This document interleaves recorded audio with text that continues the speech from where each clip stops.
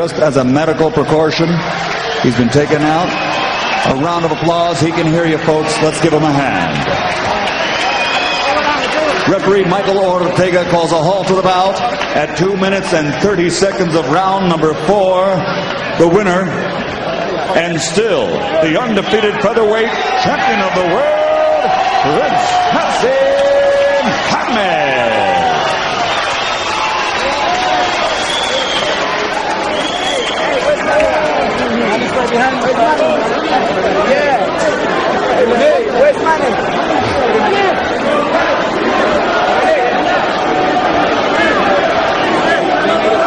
So Prince Naseem clocks his 35th victory, 31st by knockout. We continue to look down the road toward the possible matchups with great fighters like Marco Antonio Barrera and Eric Morales, and maybe someday at 130 pounds, Diego Corrales and Floyd Mayweather. But now all of those guys have yet another chapter to think about in developing their perceptions of Prince Naseem Hamed. This is some kind of champion who sits and offers his title available, and all the contenders say no.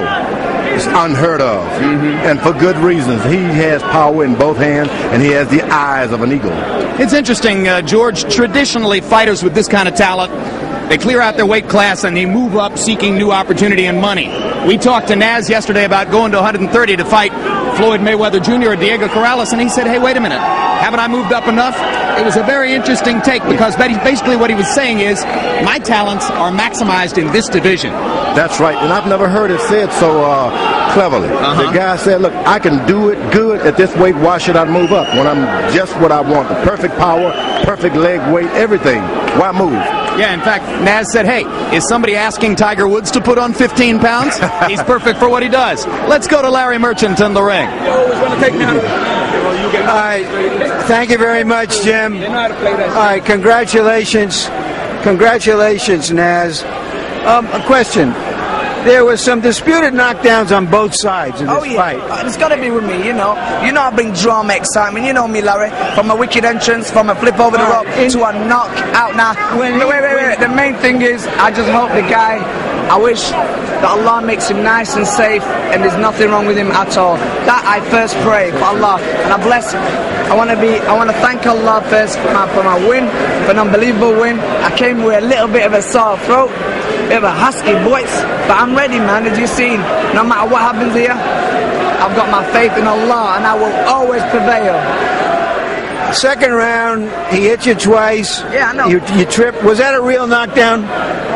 Did you when you remember? I felt that my feet was a bit off balance, but I give him the shot. Yeah, I think he may should have got that knockdown. But saying that, it's up to the referee. Right. But saying that, all right, maybe we'll be able to get it up here on our screen.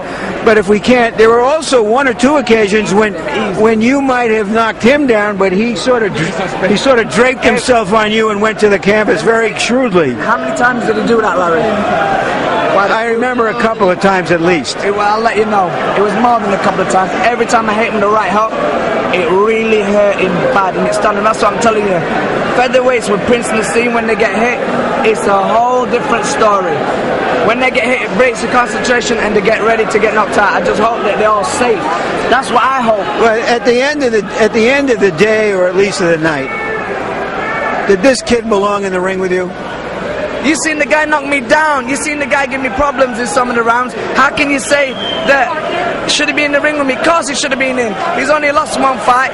He's got the same knockout percentage as me.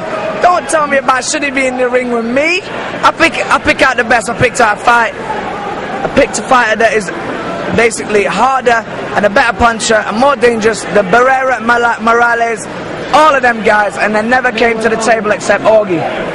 Damn, I'm looking good. All right. Barrera and Morales, many observers feel, will be fights that really define you as the great fighter you want to be recognized as. When do you think you will get in the ring with them, or vice versa? Listen, I tell you, and you know, Larry, that I wanted them in the ring for this fight, and they wouldn't come. Now you can tell there's a little bit of a thing on my throat, but you know what I mean? I came to the ring as a champion, as a 5-year celebrating my reign, and that guy tried to destroy it. But Morales and Barrera will come 2001 when they want it. And when they want it, they'll get knocked out, because I want it now. Thank you very much. Congratulations for another knockout. I bear witness, there's only one God, Allah, and Muhammad is his final messenger. That's what I said, Larry, on the Bungu fight. Thanking you. All right, Jim, back to you. Well, while we wait for the big fights, Prince Naseem is scheduled next to be in the ring November 4 against a mandatory challenger named Istvan Kovac. He's not on that list of all the terrific fighters we want to see Naseem fighting in the years to come. George, I don't mean to be disrespectful, but is there some kind of a helmet that Istvan Kovac could wear into the ring against this guy? Head protector or something? Larry asked, as far as I'm concerned, the most profound question. In the long run, was this guy supposed to be in the ring with him? Right. You know, it took a lot of nerve, but he did ask that, and I'm proud of him for doing it. Well, hey, listen, and I give Naz credit for being sportsmanlike enough to give all the credit he possibly could to Augie Sanchez within the interview. Yeah, but he Larry, didn't belittle him. Pretty brave, Larry. All right, well, let's... Good question. You want to offer a final word on Naz's performance here tonight and the knockout of Sanchez? Well, my first thought is that he did in New England what he did in Old England last time. He stopped the guy in the 4th round.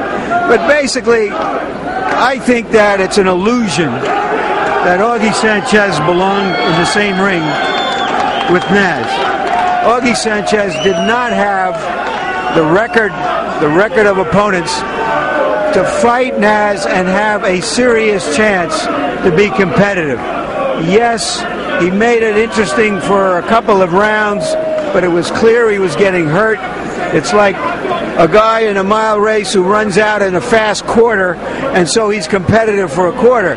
That doesn't mean he's a competitive miler. And Sanchez was not a competitive opponent. He was, as it turned out, I believe, a tune-up for what is going to be another tune-up in Naz's next fight. There are better fighters than Sanchez, who may not be Morales or Barrera, but can give him some more serious competition. Well, don't tell him that. Tell him only Barrera and Morales can give him serious opposition. Yeah, all right. Meanwhile, a primary piece of business for the evening. We asked you on the website, do you like Naz's theatrical entrances? And as you look one more time at the vicious knockout, which quite properly ended the bout, we will give you the results. Your website responses on the question of whether you like Prince Naseem's theatrical ring entrances. 55% of you say no, only 45% say yes. We will forward the results to Naz and his handlers immediately. We'll have a final word about boxing in just a moment. Right now, let's look at some upcoming programs here on HBO. Strong, spirited, and on the road to greatness. That's the heart and soul of Boxing After Dark. Now, one of the best young fighters in the world, undefeated champion Fernando Vargas, fresh off his domination of Ike Forte, defends his junior middleweight title against top contender Ross Thompson. Plus, rising young star undefeated Vernon Forrest and veteran contender Raul Frank battle for the vacant world welterweight title. Vargas versus Thompson, Forrest versus Frank. Live Saturday, August 26th. And just a week later, more great Boxing After Dark action returns. Saturday, September 2nd with the sensational undefeated champion Eric Morales. HBO Boxing After Dark. Dan, if you're going to be a part of the Inside the NFL team, it's critical that you understand our game plan. First, the formation. Nick is wide left, I'm split right, and Lenny and Chris, they sort of clog up the middle. You're in the rookie seat. Know your assignment. Get the job done. No mistakes. And another thing, Dan, no slouching. Sit up. Now look at the perfect form that Chris displays here. The hand gesture. Never speak without a hand gesture. And you've got to come up with your own signature move. Something like this. And Dan, you have to begin every sentence with, when I played the game, because the viewers love that. Okay, let's practice. You've got to be ready for anything. Dan Marino, looking to make his mark on Inside the NFL. Premieres Thursday, August 31st on HBO. Now, when I played the game. On a serious note, one final word on Augie Sanchez. He has been taken to a nearby medical facility called Bacchus Memorial Hospital. We are told that Augie was talking with his father-in-law as he was taken out of the arena, and the hope is that all of the medical care which was taken with him was entirely precautionary. Certainly, we expect to be able to learn more in the next 24 hours. September 9, boxing fans are in for a unique programming doubleheader. During the afternoon, HBO's KO Nation comes back with heavyweight sensation Clifford Etienne appearing once again, and Bronco McCart in a rematch against Winky Wright. Clifford Etienne and Bronco McCart against Winky Wright on KO Nation September 9. And then, later that evening, TVKO brings you Roy Jones Jr. defending his World Light Heavyweight Championship against Eric Harding. Jones looks for a spectacular performance against Harding, who upset Antonio Tarver to get the chance.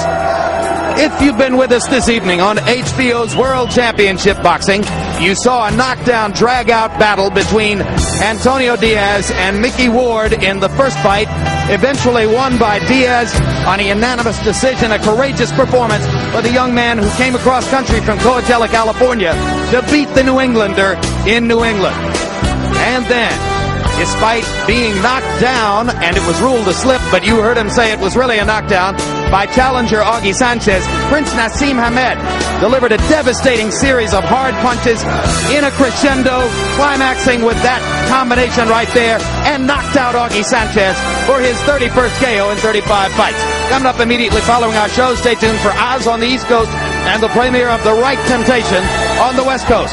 And now for the entire HBO crew, I'm Jim Lampley saying so long from Mashantucket, Connecticut. The executive producer of HBO Sports is Ross Greenberg. Tonight's edition of World Championship Boxing was produced by Dave Harmon and directed by Mark Payton. The feature producer was Thomas Odelfeld. Associate director Max Siegel. Assistant to the producer Thomas Huffine. Production manager John McCallie. Technical supervisor Roy Otaki. And the technical director was Doug Getz.